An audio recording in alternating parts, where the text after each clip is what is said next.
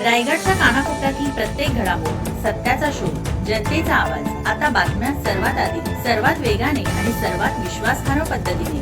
Breaking news, राजकारण, सामाजिक घडामोडी, अपघात, शैक्षणिक, सांस्कृतिक आणि विकासाच्या बातम्या पहा.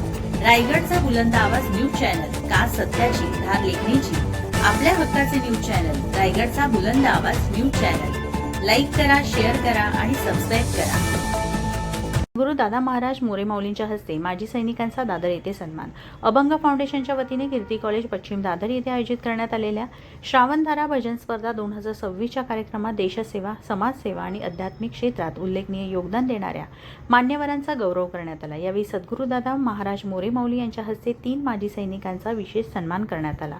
भारतीय सैन्यात आपल्या कर्तव्याची निष्ठेने पूर्तता करून देशसेवा बजावलेले तसेच निवृत्तीनंतरही सामाजिक व जनसेवेचे कार्य करून ठेवणारे सुभेदार सोपान जाधव निवृत्त ACP आणि हवालदार सचिन बाळकृष्ण शिंदे निवृत्त कोर ऑफ सिग्नल्स यांचा यावेळी गौरव करण्यात आला.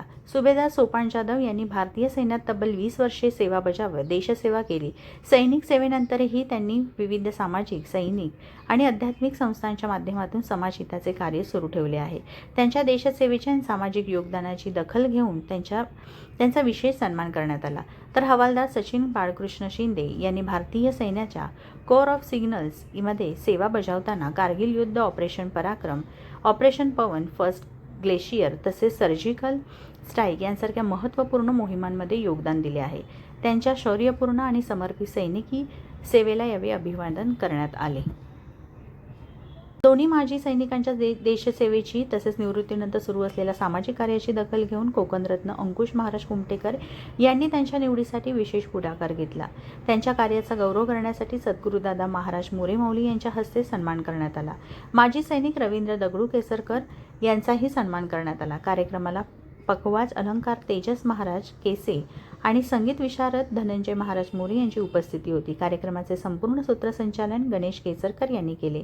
यावेळी अभंग फाउंडेशनचे पदाधिकारी, सामाजिक कार्यकर्ते, वारकरी संप्रदायातील मान्यवर, माजी सैनिक, भजन मंडळाचे सदस्य आणि नागरिक मोठ्या संख्येने उपस्थित होते.